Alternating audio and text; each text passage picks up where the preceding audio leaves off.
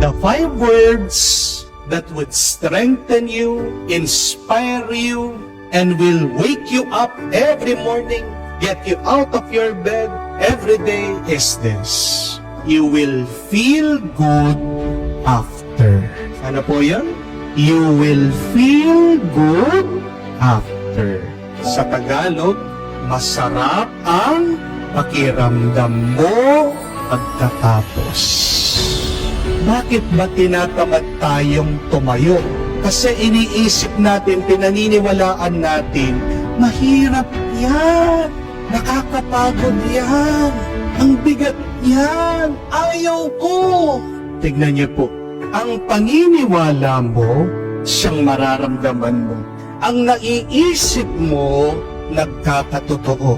Pero pagkamulat pa lang ng iyong mata, sasabihin mo, masarap ang pakiramdam mo pagkatapos. I will feel good after. Kailangan kong maglinis dahil masarap ang pakiramdam ko pagkatapos.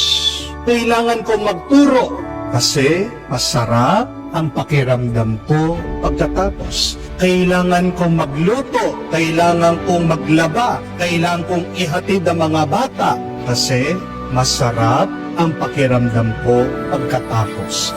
Kailangan ko mag-exercise, kailangan ko mag-commute, kailangan ko magtrabaho kasi masarap ang pakiramdam ko pagkatapos. Ang trabaho, hindi sumpa. Ang trabaho, pagpapala. Amen? Kung pagbubutihin mo. At ano ang pagpapala ng trabaho? Pagkatapos mo itong ginawa. Amen? Ang pagpapala ng trabaho ay yung paniniwala na yung ginagawa mo ay makabuluhan. Ang bendisyon ng trabaho ay yung paniniwala na pag meron kang ginagawa, nakikiisa ka sa trabaho ng Diyos. Nabasa naman po natin sa Genesis ang kwento paano ginawa ng Diyos ang mundo. Nagtrabaho siya, nagpagod siya. Dahil kung hindi kumilos ang Diyos, walang nagawa. Kaya nga po, gising kayo. Walang napangyayari kung hindi ka kikilos, kung wala kang gagawin. Napakarami po nangangarap ng ganyan. Yung kahit na wala silang gawin, ay magkakaroon sila ng mabuting bunga. That is just a fantasy. Please wake up. You are dreaming. That is impossible. Kung nga ang Diyos nagtrabaho, ikaw pa kaya nilalang ka lang. Pero kung magpapagod ka, magtatrabaho ka, kikilos ka, makakamukha mo ang Diyos. Magkakaroon ka ng mabuting bunga. See, God, after that He had created everything, what did God say? It is good.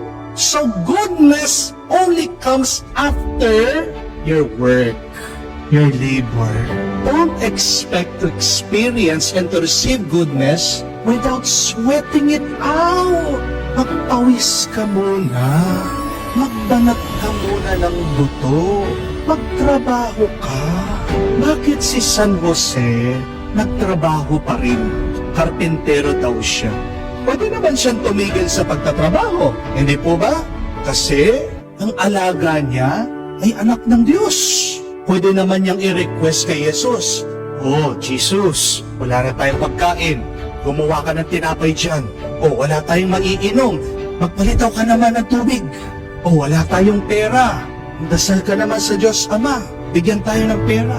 Alam niya, ang anak ng Diyos, makakapagpalitaw mula sa wala.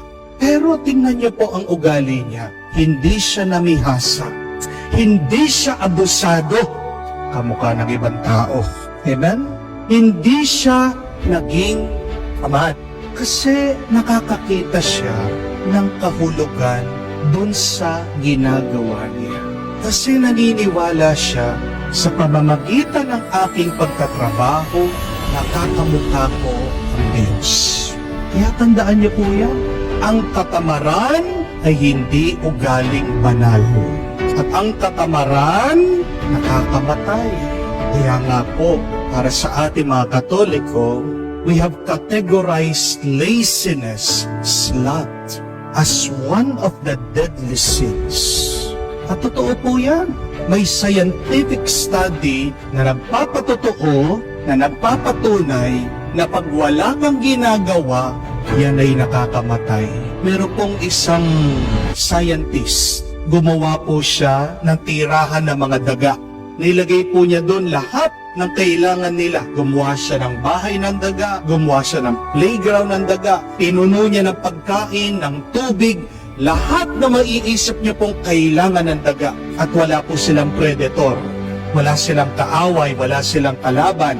Ibig sabihin, stress-free environment. Nilagyan po ng maraming daga para para sa mga daga. Buong araw, anong ginagawa ng mga daga? Kumain, matulog, naglalaro, nakikipagpalik. Diba ang saya? Diba ang sarap?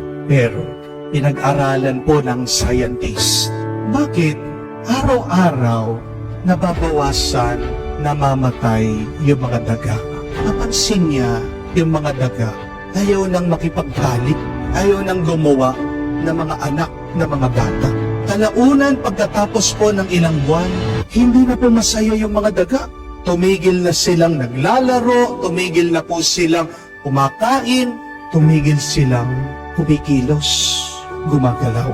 At unti-unti namatay, nawala, na-extinct lahat ng mga daga. Ano po ang aral dito?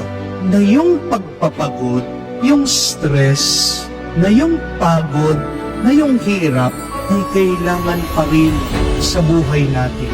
Yan ay magandang motibasyon. Yan ay magandang pampagana. Alisin mo ang hirap ng tao, oo, magiging masaya siya. Pero mawawalan siya ng dahilan para magpatuloy. Dahil ano po yung nagpapalakas sa atin? Yung pag-asa. At ano yung pag-asa? Yung paniniwala mo na kaya mong lampasan ano man ang pagsubok. Huwag mong titignan yung ginagawa mo. Pero unawain mo, bakit mo ba ginagawa ito? Yan din ang isang dahilan bakit nabibigatan tayo sa buhay.